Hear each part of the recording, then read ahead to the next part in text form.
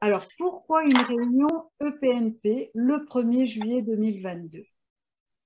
Quelle question? Alors, il y a une obligation au 1er juillet 2022 dans le cadre de la loi de financement de la sécurité sociale de décembre 2021. Il a été dit qu'un entretien postnatal précoce est obligatoire à partir du 1er juillet 2022 et qu'il sera pris en charge par l'assurance maladie. Tout à l'heure, Madame Jacquet va nous expliquer un petit peu, va temporiser un petit peu mon affirmation. Les origines de l'EPNP. Alors, ce qu'il faut savoir, c'est que nous allons aborder rapidement l'origine de l'EPNP, mais nous ne pouvons pas parler de celui-ci sans parler de l'entretien prénatal précoce. La France avait mis en place depuis les années 70 une politique structurante et volontariste en matière de périnatalité, se traduisant par plusieurs plans successifs. Ces différents plans vont marquer l'évolution progressive de la stratégie nationale en matière de périnatalité, du renforcement de la sécurité et de l'accouchement, de la naissance, associé à une amélioration de la prévention, au développement d'une prise en charge périnatale plus humaine, en réponse aux besoins d'une écoute, d'une part, et d'une diversification de l'offre de soins d'autre part. Le plan 2005-2007 s'est appuyé sur deux dimensions, sécurité-qualité et humanité-proximité. Il va chercher à trouver le bon équilibre entre ces deux problématiques. Il va s'appuyer notamment sur la sécurité émotionnelle préconisée par le groupe de travail de 2004, porté par le pédopsychiatre Françoise Molena et qui a introduit l'entretien prénatal précoce au premier trimestre de la grossesse afin d'assurer l'ouverture du dialogue dans le positif d'une naissance à venir et non des risques sociaux et psychologiques. Cet entretien, proposé de manière individuelle à la femme ou au couple, a pour objectif essentiel d'ouvrir le dialogue. Ouvrir le dialogue et d'exprimer les projets, les questions, les attentes, les craintes de la patiente, d'accrocher sa confiance, sa sécurité émotionnelle, de reprendre avec la femme ou le couple là où ils en sont du suivi médical, de leurs antécédents médicaux dans leur aspect émotionnel, de recueillir les facteurs de vulnérabilité, d'activer le réseau de proximité et d'organiser une continuité d'intervention de manière personnalisée, d'organiser continuité et cohérence, afin de diminuer les complications obstétrico-pédiatriques corrélées à des facteurs de stress, de vulnérabilité, de prévenir des difficultés émotionnelles. En 2010, il y a eu une évaluation du plan de périnat fait par le ministère de la Santé et des Sports, la Direction générale de la santé, et qui a noté dans les points à améliorer un accompagnement moins présent en postnatal. Des fois, il est nommé le désert postnatal. Il a été confié à l'HAS dans l'évaluation d'établir une recommandation en matière de suivi postnatal. Et la reco est sortie en 2014, c'était sortie de maternité après accouchement, conditions optimales pour proposer un retour à domicile. Et dans ces recos, il a été noté, il est recommandé de donner à chaque femme qui le souhaite la possibilité de bénéficier de ces 2 séances postnatales afin de proposer systématiquement un entretien postnatal précoce. Donc, on voit déjà en 2014 l'émergence de cet entretien postnatal. Les freins de l'entretien postnatal précoce ont été, depuis l'origine du projet, qu'il n'y avait pas de cotation spécifique. Un entretien, ce n'est pas une consultation, on ne le fait pas en 15-20 minutes. Un entretien dure à peu près 45 minutes. Donc, il a besoin d'une cotation spécifique pour que le professionnel puisse avoir du temps à partager avec sa patiente. Il n'y a eu pas de formalisation. Elles vont sortir. Le pédopsychiatre Françoise Molena travaille dans un groupe, je ne sais pas si c'est l'HAS, mais il me semble. Et il y a eu peu de formation. Il en existait, puisqu'en 2015, j'en ai réalisé une avec c'était pas l'AFRE, c'était avec Daniel Cabra. mais il y en a peu, elles étaient peu déployées parce que les professionnels ne pouvaient pas s'emparer après de l'entretien postnatal. Mais nous avons l'opportunité des 1000 premiers jours qui dit qu'il faut considérer une approche globale de la santé allant de la prévention aux soins à l'accompagnement. Il va préconiser aussi un balisage personnalisé passant par l'EPP, point d'entrée dans le parcours. Il faut savoir qu'on n'est pas encore très bon en EPP. Le taux attendu est 80%. En Occitanie, l'année dernière, on était qu'à 42%, avec des territoires plus ou moins bien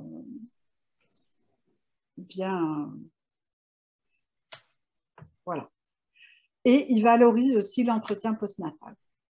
Donc, je reviens sur cette obligation au 1er juillet 2022. Il y a eu en octobre 21 une validation par les députés de proposer un entretien prénatal à toutes les mères, qui a été validée par le Sénat en novembre, et en décembre, promulgation de la loi de financement qui dit qu'au 1er juillet 2022, l'entretien postnatal sera pris en charge par l'assurance maladie. L'entretien postnatal précoce, qu'est-ce qu'on peut en dire? Qu'il est pensé en miroir de l'entretien prénatal précoce. Il a pour objectif d'améliorer le bien-être global du nouveau-né et de ses parents. Il prend sa place dans le parcours périnatal. Comme pour l'EPP, il s'agit d'accueillir cette nouvelle parentalité dans un climat bienveillant et sécure. Il constitue un outil de prévention primaire au service des femmes, des familles et des nouveau-nés. Il va permettre de soutenir et de valoriser les compétences parentales. Il va permettre d'écouter les besoins et ou les difficultés des mères, des parents et du bébé, d'apporter et d'organiser un accompagnement adapté et coordonné et de repérer avec les parents les ressources disponibles de son entourage, des professionnels de santé qu'il connaît ou des professionnels de santé vers qui on peut les adresser. Voilà. Je vous ai mis un petit peu pour info, suite à la formation que j'avais faite avec Danielle Capgrave à Bron, Aude Lefebvre et Anne Battu, c'était un peu les objectifs qu'elle déployait sur l'entretien postnatal précoce. Auprès du nouveau-né et de la mère, évaluer son bien-être somatique, la sécurité émotionnelle, le parcours de soins postnatal, autour du lien parental, familial et conjugal, aborder le vécu de l'accouchement, l'instauration des premiers liens, les fonctions maternelles et paternelles, porter attention au nouvel équilibre familial, évoquer le nouvel équilibre du couple et avec le réseau, s'assurer la présence d'un entourage soutenant, aborder les aides pour les tâches quotidiennes, informer en fonction des demandes et des besoins et orienter en fonction des besoins exprimés. Je vais laisser maintenant la parole à Françoise Prideau qui va nous parler de la mise en place de l'EPNP par le secteur libéral. Il faut que tu ouvres ton micro, Françoise. Pardon, effectivement, sinon je l'avais coupé. Voilà, oui, donc rebonjour à tout le monde. Alors effectivement, pour nous, l'enjeu en médecine de ville, ça va être d'intégrer ce nouvel acte dans nos prises en charge. Alors, moi, il me paraît raisonnable de penser que la mise en place de ce nouvel outil va demander un peu de temps et surtout qu'il va peut-être nous obliger aussi à repenser la structuration de la réalisation des 2 séances postnatales. Voilà, comment on va organiser tout ça. Je pense qu'il faudra un peu de temps pour trouver la place de tout ça. Donc, il peut être réalisé à domicile ou au cabinet, ce qui représente ni le même temps, ni la même dynamique. Et moi, j'ai une question. Est-ce qu'il faut le réaliser avec la mère seule ou le couple? Au jour d'aujourd'hui, je n'ai pas de réponse. Voilà. Diapositive suivante. C'est moi qui passe? Ah oui. Quelle dynamique peut-on en attendre?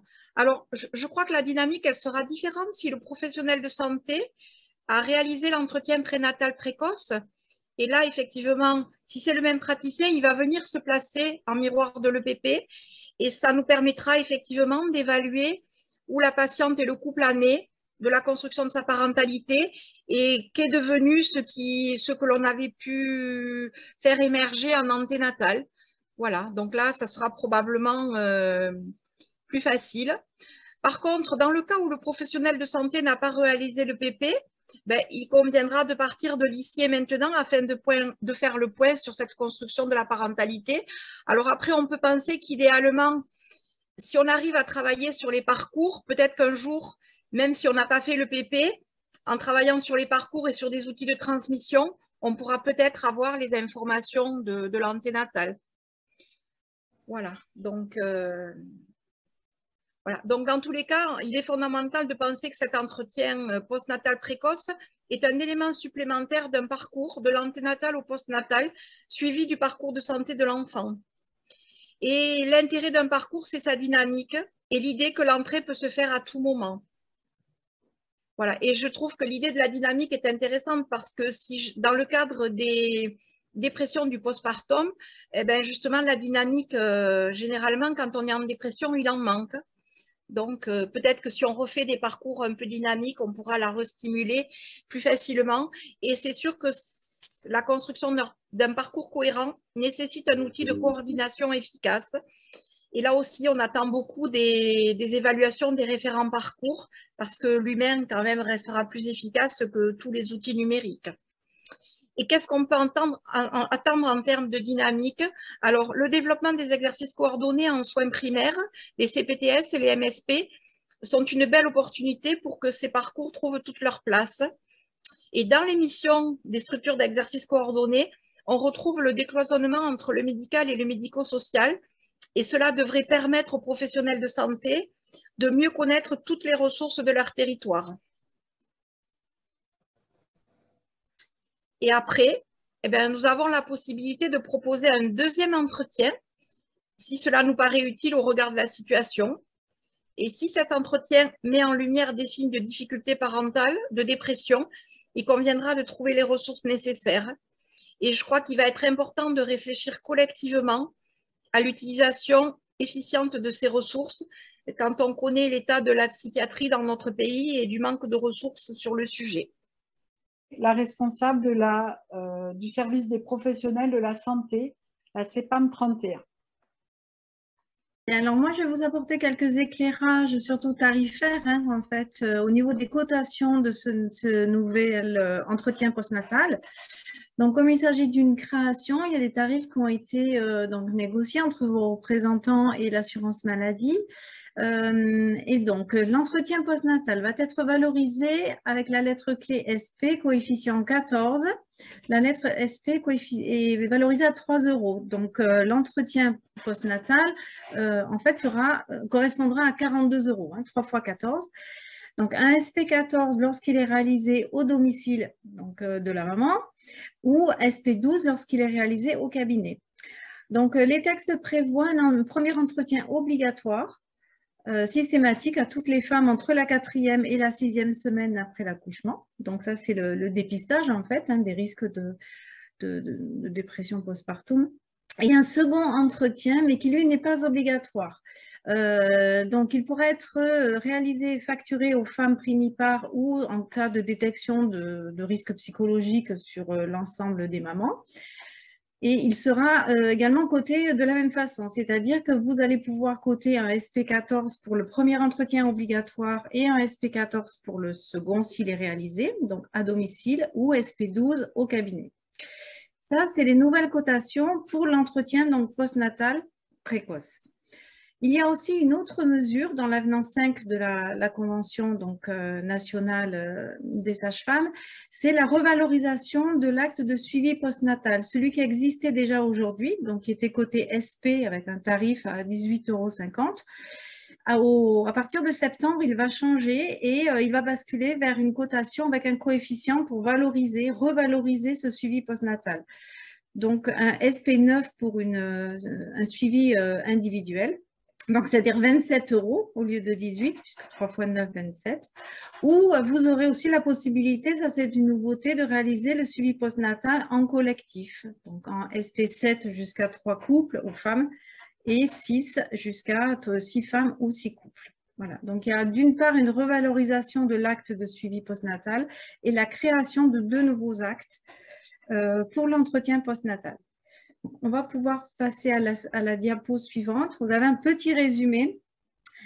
Donc l'entretien postnatal, voilà, SP14 ou SP12. Donc, vous voyez que c'est un acte qui est prévu uniquement en présentiel, domicile ou cabinet. Il n'est pas prévu pour être en téléconsultation. Le suivi postnatal, l'entretien, ne peut pas être réalisé en téléconsultation. Alors, il y a une question sur la durée de la séance. Les textes ne le prévoient pas. Hein. Il n'y a pas de durée ni maximum ni minimum. Il n'y a pas de disposition en ce sens dans les textes. Il y a un panachage possible, c'est-à-dire vous pouvez réaliser le premier entretien obligatoire en SP12 au cabinet, le second à domicile ou inversement. Le suivi postnatal, donc j'en ai parlé, une revalorisation du tarif qui est attendue. Et alors, pour les médecins, puisque dans les textes, il est bien prévu que les médecins, notamment je pense à la PMI, peuvent réaliser l'entretien postnatal précoce, on est dans l'attente des tarifs, soit une nouvelle cotation, soit une majoration, qui est attendue donc avant le 5 septembre 2022. Aujourd'hui, nous n'avons pas d'informations à l'assurance maladie. Mais il nous a été dit que ça allait arriver dans le courant de l'été pour une mise en vigueur en septembre. Donc, au niveau de la facturation, quels sont en fait les maximums autorisés? C'est un entretien postnatal obligatoire, suivi d'un second selon le cas, donc femme primipare ou avec détection de troubles psychologiques, et les 2 séances de suivi postnatal telles qu'elles existent actuellement en individuel ou en collectif. Alors, on va passer à la question suivante. Je regarde les questions en même temps. J'essaierai de vous y répondre en fin de webinaire. Donc, la date d'application. Le législateur, donc, comme le précisait Madame Poissin, a prévu une entrée en vigueur inscrite dans le Code de la santé publique à compter du 1er juillet 2022. Une fois que le texte est voté, ensuite, les partenaires, en fait, les représentants syndicaux, donc, discutent avec l'assurance maladie pour convenir des tarifs qui vont être appliqués. Donc, ce fameux SP14 et SP12. Donc, ça aboutit à la signature de l'avenant qui, lui, est rentré en vigueur le 5 mars. Et la règle, c'est que les textes rentrent toujours en vigueur 6 mois après la signature de l'avenant, c'est-à-dire le 5 septembre 2022.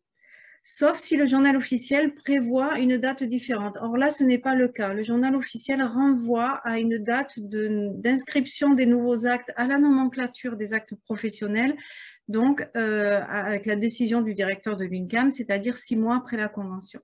Donc, il faut en fait se dire que les nouvelles mesures tarifaires qui sont liées à l'avenant 5 de la Convention, notamment à l'entretien postnatal, rentreront en vigueur le 5 septembre 2022 et ça nous a été précisé hier par la Caisse nationale. Voilà, donc des nouveaux tarifs pour les médecins et l'entrée en vigueur des nouveaux actes. Il n'est pas certain, enfin, la règle, c'est plutôt la prudence, puisque nous n'avons pas d'informations. Si des actes étaient facturés entre le 1er juillet et le 5 septembre, je ne peux pas vous dire au titre de l'assurance maladie qu'il y aura une rétroactivité. Donc, la règle est plutôt la prudence et d'attendre le 5 septembre pour démarrer en tous les cas, la facturation de ces actes. Donc, s'il y en a, moi, je vous invite à mettre les factures de côté et puis on reviendra vers vous pour vous apporter des précisions sur la façon de coter, en fait, ces actes. Voilà, c'est la réponse de l'assurance maladie. Donc, qui est concerné? Donc, les professionnels sont concernés, donc, comme le texte le dit dans le Code de la santé publique, les médecins et les sages-femmes. Donc, possiblement en secteur libéral, en centre de santé, mais également en établissement, parce que rien n'exclut dans les textes la réalisation de l'entretien postnatal par des sages-femmes qui travaillent dans des structures, donc d'établissements hospitaliers.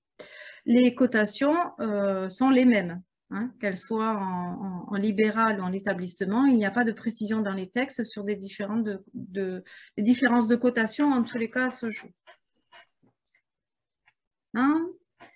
Alors, autre petite précision sur l'avenant 5 aussi des sages-femmes. Alors, ça sort un petit peu du cadre de l'entretien postnatal, mais pour vous apporter des précisions sur la téléconsultation notamment. Un petit rappel, donc tous les actes de sage-femme peuvent être réalisés en téléconsultation, sauf 4 situations. et notamment les suivis d'entretien, enfin l'entretien, pardon, postnatal et le suivi postnatal, qui lui n'est pas prévu. Donc, c'est vraiment du présentiel. Et puis, effectivement, des choses qui coulent de source, hein, comme les actes infirmiers ou des actes qui nécessitent la présence physique, hein, ou du matériel pour soigner la patiente. Donc là, ce sont des actes, effectivement, qui sont prévus à la nomenclature qu'en présentiel. Ou la surveillance de mère-enfant ou d'une grossesse sur prescription de médecin. Donc là, ce n'est pas possible en téléconsultation. Alors, ensuite, nouveauté à partir de septembre également, donc des actes de téléexpertise. C'est-à-dire qu'en qualité sage-femme, vous allez pouvoir requérir un avis auprès d'un autre professionnel de santé ou être requérante ou être requise. C'est-à-dire qu'un professionnel de santé va vous solliciter pour un suivi dans le cadre du parcours d'une patiente. Donc, de nouvelles cotations sont également prévues. Si vous êtes requérante, vous allez pouvoir facturer donc 10 € par an par sage-femme et par patiente, avec une prise en charge à 100% et un nouveau code RQD. Ou si vous êtes requise, vous allez pouvoir facturer en tant que sachant votre connaissance, en fait. Donc, c'est 20 € par téléexpertise avec un nouveau code TE2, donc 2 par an également par sage-femme et par patient, avec une prise en charge à 100%. Donc là, ce sont aussi des nouveaux actes. Juste un petit point de vigilance, entre sage-femme requérante ou requise, il vous faudra communiquer avec l'autre professionnel de santé vos numéros d'assurance maladie et le numéro de sécurité sociale de la patiente pour le facturer. Voilà, donc ça, ce sont également de nouveaux actes qui vont entrer en vigueur le 5 septembre. Autre point aussi d'entrée en vigueur au 5 septembre, une évolution notamment du forfait de structure, puisque vous pouvez avoir droit à 350 € plus 175 € d'équipement pour la téléconsultation lorsque vous vous équipez. Donc, pour en bénéficier, il faudra déclarer début 2023 sur vos déclarations de 2022 vos justificatifs d'équipement de vidéo, de matériel transmission vidéo en tous les cas pour la téléconsultation. Et c'est indépendant des objectifs socles du forfait structure. Donc, même si vous n'atteignez pas les indicateurs socles qui ouvrent droit à d'autres forfaits, celui-ci est indépendant, il est accordé pour tout équipement de télésanté. Autre dérogation, enfin, autre nouveauté importante, à partir du 5 septembre, vous pourrez facturer les kilomètres de manière pérenne et non plus dérogatoire pour toute prise en charge des actes post-accouchement d'une patiente, à condition que vous ayez déjà pris en charge au moins une fois la patiente avant la naissance. Voilà, donc une seule séance de prise en charge, vous avez vu la patiente au moins une fois, vous pourrez ensuite facturer les kilomètres pour la prise en charge postnatale, même s'il y a un cabinet de sage-femme plus proche de la résidence de la jeune mère. Donc ça, c'était une dérogation et pendant la crise sanitaire, c'est devenu pérenne. Il y aura également une revalorisation de l'acte pour la sortie précoce, la majoration donc DSP, avec des cumuls possibles sur les dimanches et les jours fériés. Et la notion de 24 heures sera remplacée par le lendemain, ce qui donne un petit peu plus de latitude dans la possibilité d'aller chez la patiente le lendemain de la sortie précoce, le cas échéant. Voilà, donc il y aura une revalorisation de ces majorations. Et alors, on vous donnera toutes les informations dès le 5 septembre. On va avoir un flyer de manière assez précise avec toutes les nouvelles cotations et les tarifs. Donc, je vous les communiquerai à Madame Foissin qui vous les fera passer également dans le réseau. Donc, pour nous contacter, moi, je vous invite vraiment à utiliser votre espace pro et le mail parce que nous avons des délais de réponse à 48 heures. Donc, c'est ce qui est le plus rapide et le plus fiable en termes de réponse. Vous avez également la plateforme médico-administrative qui se situe à Montpellier. Donc, vous pouvez appeler au 3608, donc, qui est accolé à la DRSM, à la Direction régionale du service médical. Et également un site, le site Amélie, donc pas Amélie Pro, vraiment le site Amélie. Donc, je vous ai mis le lien. Et vraiment, je vous invite à le consulter. Vous avez énormément d'informations sur les textes, les règles de prise en charge, les recommandations HAS, des mémos sur la vaccination, la prévention, la contraception, le suivi de la grossesse, enfin tout ce qui relève du champ de compétences, des règles de compétences de la sage-femme et qui est vraiment le site le plus à jour. Voilà. Je vous remercie pour votre attention. Merci beaucoup, Madame Jacquet, pour cette présentation. Alors, on a appris plein de choses, c'est-à-dire que nous ne démarrons pas le PNP au 1er juillet, mais le 5 septembre, que les cotations sont déjà bien fixées. Pour les médecins, c'est en attente. Que la sage-femme peut aller, ou la patiente, ça peut se faire à domicile ou au cabinet, mais pas en téléexpertise. Par contre, la sage-femme pourra être requérante auprès d'un professionnel si elle découvre ou au cours de cette PNP, elle a besoin d'un avis d'un autre professionnel, elle va pouvoir coter un acte de requérante auprès d'un professionnel expert. Donc, c'est pas que pour l'entretien postnatal, excusez-moi, c'est pour tous les actes de sage-femme où la sage-femme peut être requérante ou être requise. Oui. Sur l'ensemble des actes. Voilà. D'accord. Bon, je faisais le lien surtout sur oui, bien sûr, pardon. Voilà.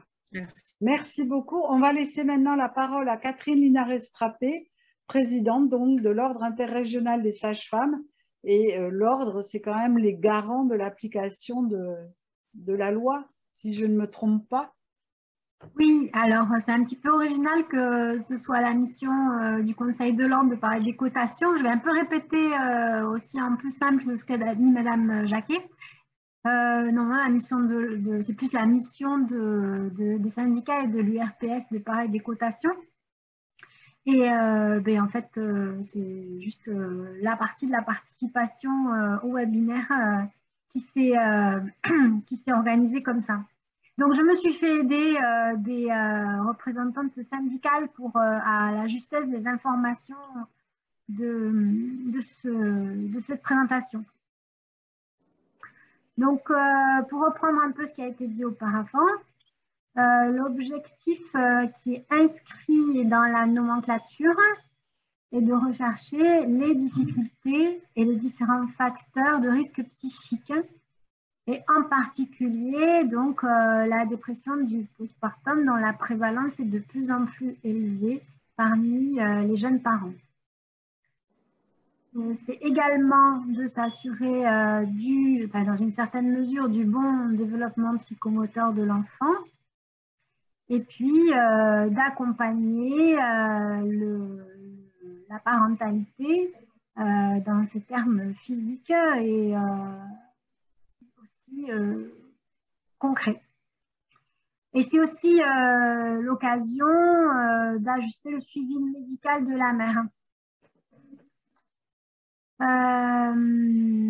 C'est aussi le moment de continuer le travail sur la santé environnementale qui aurait dû, mais des fois ça n'a pas eu lieu, être commencé dès le début de la grossesse. Voilà, et la nouveauté, c'est que c'est la traçabilité, donc qui est obligatoire. Donc, soit par le partage du dossier médical partagé, soit par un dossier commun, soit éventuellement par une information au médecin traitant. Alors, il doit être proposé obligatoirement. Donc, la mission du professionnel de santé, c'est de le proposer de manière obligatoire. De dire à la patiente qu'il est obligatoire, mais la patiente, bien sûr, elle garde la liberté de le refuser. Donc ça doit être juste tracé dans le dossier pour que le professionnel de santé soit en règle avec la loi. L'objectif, c'est de détecter les difficultés psychiques, préférentiellement. Alors, il doit avoir lieu préférentiellement au domicile et il concerne de la 10e à la 14e semaine après l'accouchement les primipares et les femmes présentant un facteur de risque psychologique. La valorisation de ces entretiens, 42 € à domicile, plus l'indemnité forfaitaire de déplacement plus les kilomètres. Et au cabinet, 36 €. à noter que cet acte n'est pas pris en charge à 100% par l'assurance maladie. Et du coup, c'est un acte qui a un coût conséquent, même s'il est remboursé, il a un coût conséquent pour la patiente, en particulier quand il est réalisé au domicile. Donc, ce sera sûrement un frein.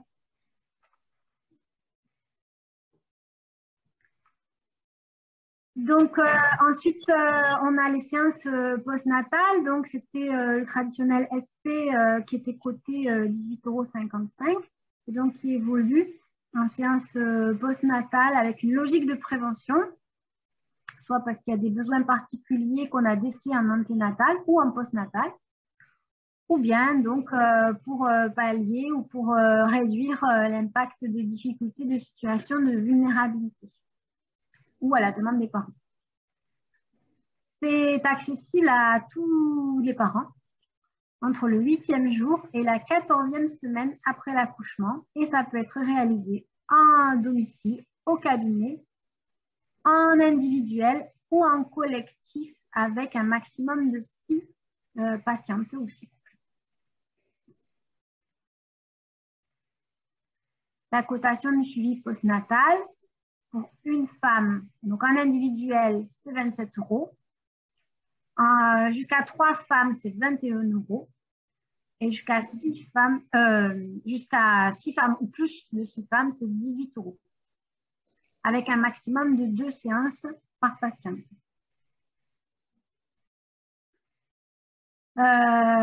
Donc là, comme Madame Jacquet vient de vous le dire, là c'est un peu une redite. La sage-femme qui fait le suivi postpartum peut facturer les indemnités kilométriques même si une sage-femme est plus proche.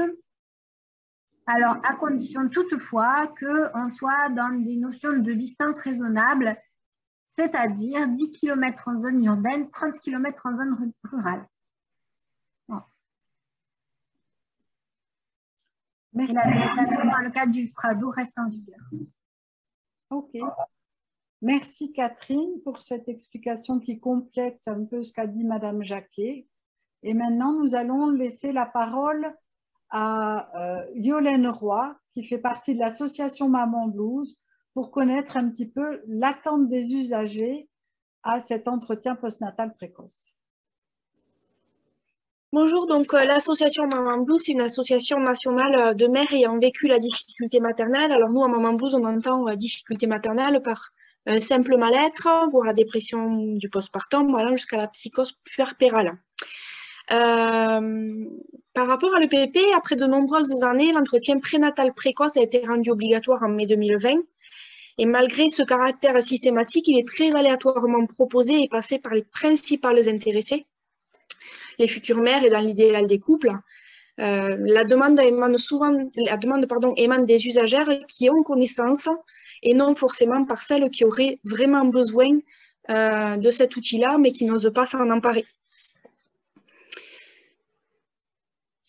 Pour nous, l'entretien prénatal précoce et l'entretien postnatal précoce sont deux entretiens clés. Il nous semble primordial de mettre en place le plus rapidement possible les ressources adaptées à la situation spécifique de la femme et plus largement du couple, en s'assurant de l'adhésion de la patiente aux propositions qui lui sont faites. C'est pourquoi ces entretiens sont un vrai atout dans la prise en charge des souffrances psychiques périnatales.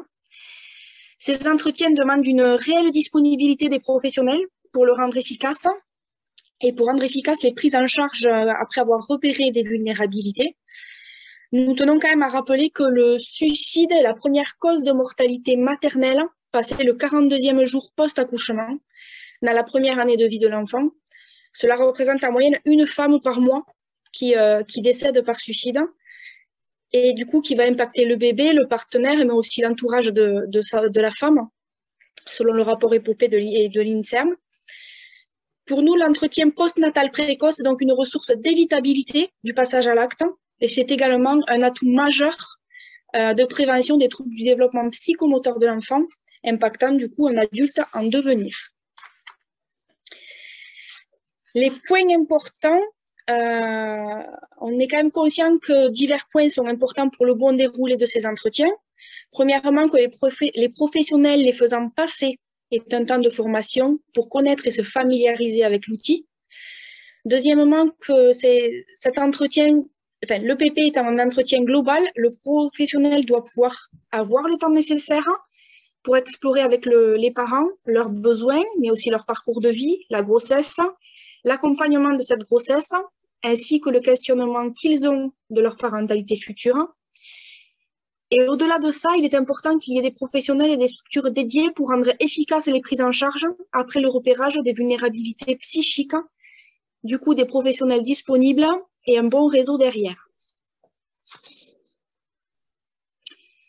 Les attentes des représentants d'usagers et des usagers eux-mêmes reposent sur la mise en place de soutiens adaptés à la situation spécifique de la femme et plus largement du couple, à des prises en charge qui ne seraient pas systématisées, mais individualisées.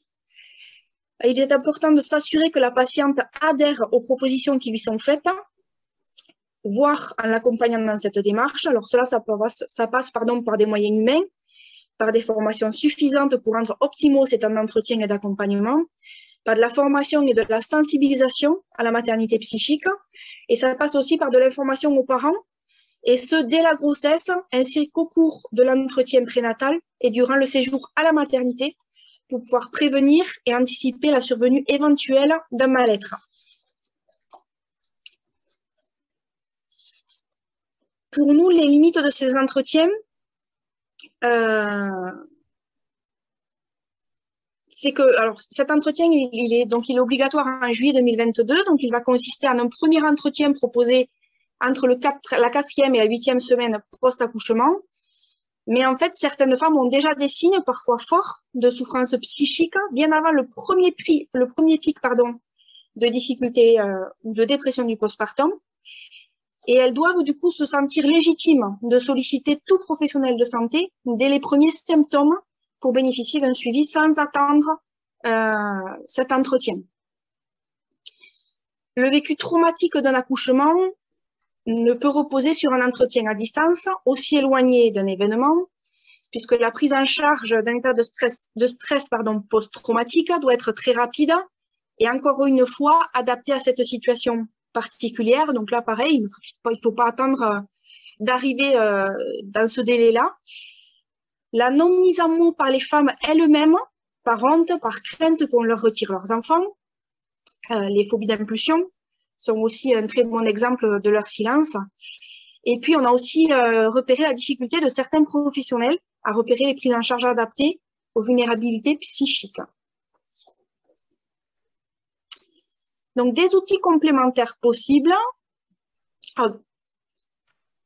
Du coup, déjà, le personnel. Donc, il faudrait des psychologues et d'autres professionnels identifiés qui seraient disponibles en maternité. Les référents parcours qui sont pour le moment en phase de test. Et puis, au niveau des outils, on avait repéré du coup le passage de l'EPDS dans les maternités, notamment. On se posait la question aussi d'avoir des EPDS dans les salles d'attente avant les rendez-vous médicaux de la patiente, alors soit à disposition, soit remis directement par le professionnel en main propre. Au niveau, nous, de l'hôpital de Castres, donc de l'HPA de Castres, nous avons mis en place, avec l'association Maman 12, du coup, et l'hôpital, des questionnaires de sortie de maternité, tout en sachant que ces questionnaires-là, nous, voilà, c'est à petite échelle et que c'est pas forcément généralisable. Autre outil, l'application digitale des 1000 jours, avec la possibilité là aussi de passer le PDS et d'être mis en lien avec Maman 12. Une liste de ressources qui peut être donnée aux parents à la sortie de la maternité, qui inclurait les ressources locales, les lignes d'appel Allo Parents Bébé ou le 3114, voire la référente locale Maman Blues s'il y a un relais départemental.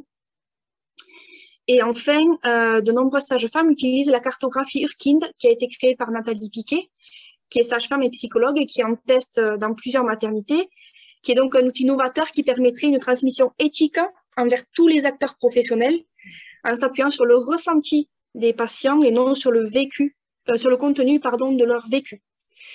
À Maman Blues aussi, on ne l'a pas noté, mais nous avons mis en place petit à petit un répertoire de professionnels par territoire. Donc, s'il y avait des professionnels qui souhaitaient faire partie de ce répertoire, n'hésitez pas en tout cas à nous envoyer vos coordonnées pour faire partie du répertoire et pour pouvoir relayer. Voilà pour moi.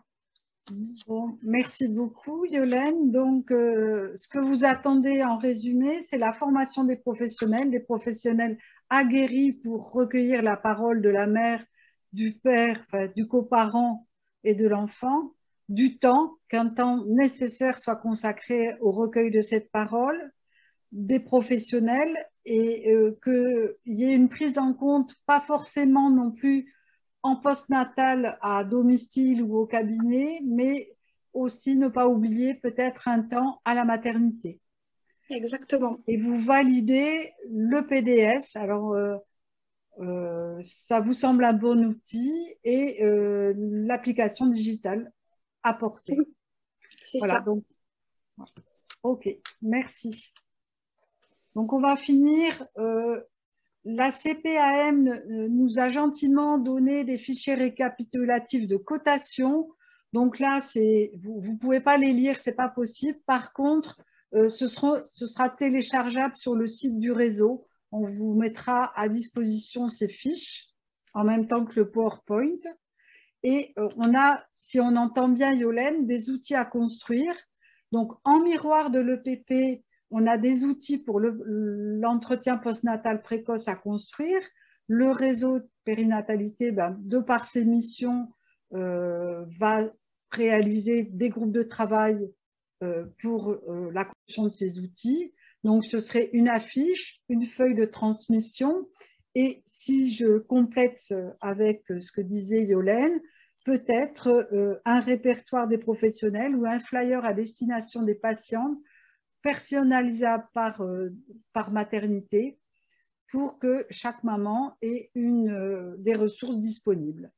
Donc ça, c'est un gros travail qu'on devrait faire. Donc notre objectif, ce serait fin 2022. Si vous êtes professionnel de santé et que vous voulez participer au groupe de travail du RPO, vous nous envoyez un mail sur contact@périnatalité-occitanie.fr. Vous pouvez aussi connaître les formations sur ce sujet sur le site du RPO, www.périnatalité-occitanie.fr. Sachez que en septembre, il y a deux sessions sur l'entretien prénatal et postnatal, le 21-22 septembre, 17 novembre à Montpellier, et le 8 et 9 et 7 décembre sur Toulouse. Donc, il reste de la place sur Toulouse parce qu'on n'a pas encore lancé les inscriptions. Voilà. On a aussi un groupe de travail santé mentale sur la dépression du postpartum parce qu'on est en train de réfléchir justement à monter une formation ou une sensibilisation, une journée à destination des professionnels et sur les territoires. Voilà. Et si vous voulez faire partie de ce groupe de travail, pareil, vous contactez le réseau et vous demandez à faire partie du groupe de travail. Voilà, maintenant je laisse le temps pour vos questions et j'arrête la présentation.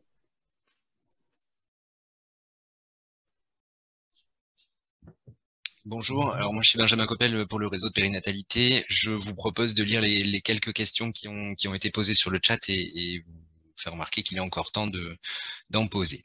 Une première question, l'entretien postnatal sera-t-il à l'initiative des femmes ou des professionnels de santé? Parce qu'on nous fait remarquer que la dynamique ne sera pas la même, surtout en cas de dépression qui serait en cours.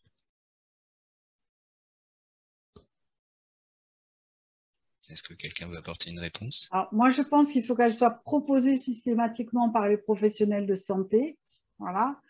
L'idéal, c'est vrai qu'on en a parlé, c'est le référent parcours, hein, une sage-femme qui prendrait, une sage-femme ou un médecin, mais qui serait le référent du parcours de la patiente du début de la grossesse jusqu'après la naissance. Mais bon, ce n'est pas encore en place en Occitanie.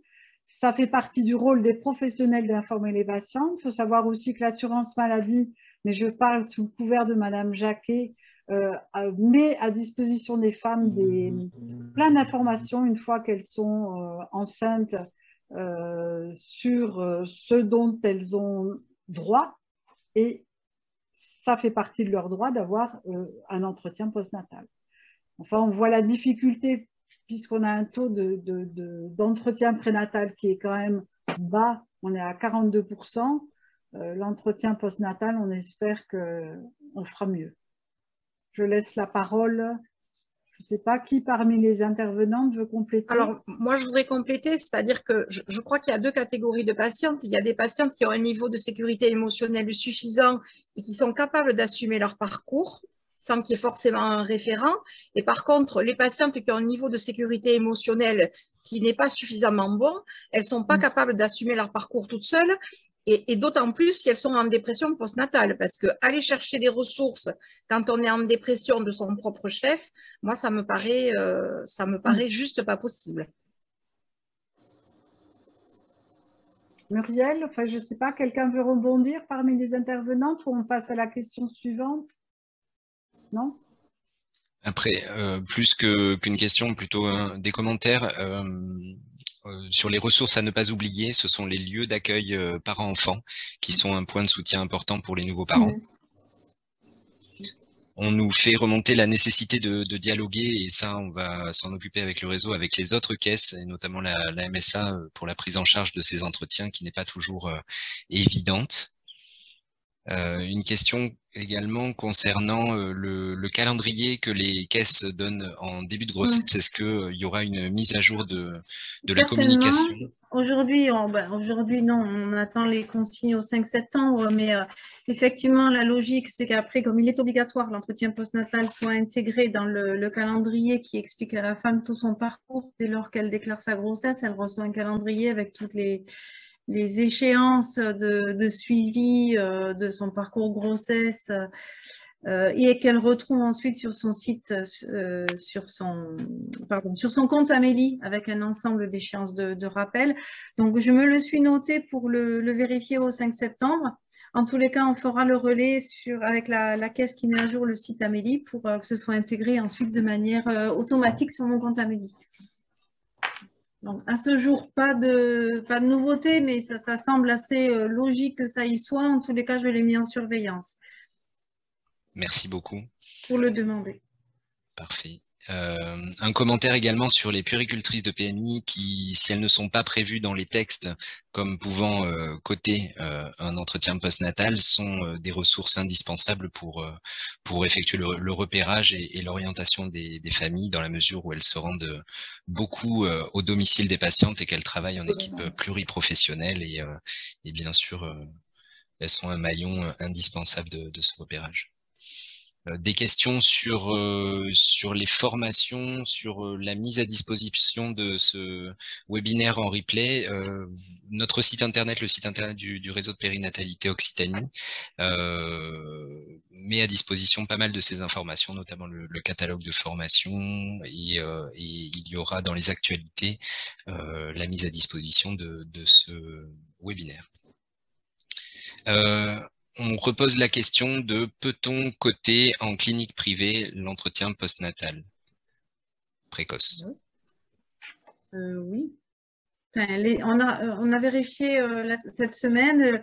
Il y a le domaine le champ de compétences, c'est la sage-femme et le médecin, mais pas les conditions d'exercice. Voilà, ce n'est pas précisé, le lieu d'exercice n'est pas précisé dans les textes. Donc, c'est vraiment lié au domaine de compétences et qui est la sage-femme et le médecin. Donc, une sage-femme, je suppose, alors, moi, je suis plus sur la partie ambulatoire que sur la partie établissement, mais je pense que votre question, elle est pour les sages-femmes qui exercent en consultation externe, peut-être en clinique privée ou même à l'hôpital. En tous les cas, les textes ne prévoient pas d'exclusion. Donc, oui, l'entretien postnatal peut être réalisé par une sage-femme ou un médecin, quel que soit son lieu d'exercice. Donc, je pense qu'on aura des précisions ensuite. S'il y a des cotations particulières le 5 septembre, aujourd'hui, il n'y a pas de distinction dans la cotation. Merci beaucoup. Après, les cotations, elles émanent de la convention des sages-femmes libérales, hein, avec des discussions de la sage-femme libérale avec l'assurance maladie. Donc, s'il y a d'autres dispositions sur les échanges entre les établissements et l'assurance maladie, à ce jour, nous n'avons pas de précision. Voilà. Si c'est de la consultation externe, ce sont les mêmes tarifs. Très bien. Une question concernant une femme qui n'aurait pas souhaité le premier EPNP. Est-ce qu'elle peut, entre guillemets, le rattraper entre la 10e et la 14e semaine?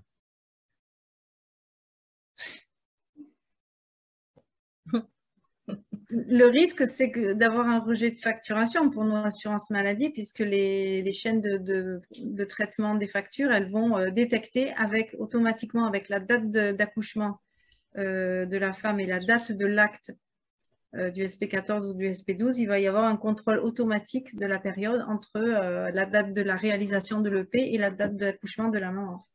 Donc, si c'est en dehors des périodes, il y aura un rejet de facture. L'acte est prévu pour être réalisé entre la 4e et la 6e ou 8e semaine, je ne sais plus, on l'a vu tout à l'heure. Donc, s'il est fait en dehors du cadre pour lequel il est prévu, il y a une forte probabilité pour que la facture ne soit pas remboursée. Très bien. On nous fait remarquer également qu'il n'y a pas d'entretien, qu'il soit prénatal ou postnatal, sans coordination en cas de difficultés qui sont discutées ou repérées avec les femmes ou les couples, et que ce temps n'est malheureusement pas prévu dans le dispositif. Et alors, je peux peut-être intervenir, puisque en fait, il est prévu dans le dispositif, puisque la traçabilité de l'entretien est prévue. Donc, la traçabilité, c'est un outil de coordination.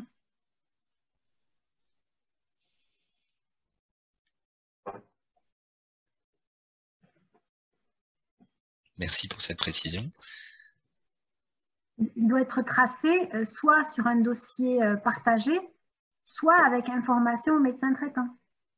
Donc, c'est de la coordination qui est prévue dans l'entretien. Ce n'est pas valorisé, mais c'est prévu. Très bien. Merci beaucoup. Il est 14h02. Il ne semble pas y avoir d'autres questions. Alors, je vous rappelle juste que la présentation sera téléchargeable sur le site du RPO. Vous avez, comme a dit Benjamin, notre plan de formation aussi, qui est visible sur le site du RPO. Vous pouvez participer au groupe de travail, vous inclure pour qu'on arrive à créer des outils à destination des professionnels et des patientes. On vous remercie beaucoup. On se retrouvera en septembre pour une autre thématique, et on vous souhaite un bel été. On espère pas trop compliqué avec les difficultés de remplacement. Mais bon, bon courage et à bientôt. Merci beaucoup. Et n'oubliez pas de remplir le questionnaire de satisfaction. Merci. Merci à tout le monde. Au revoir. Merci. Au revoir.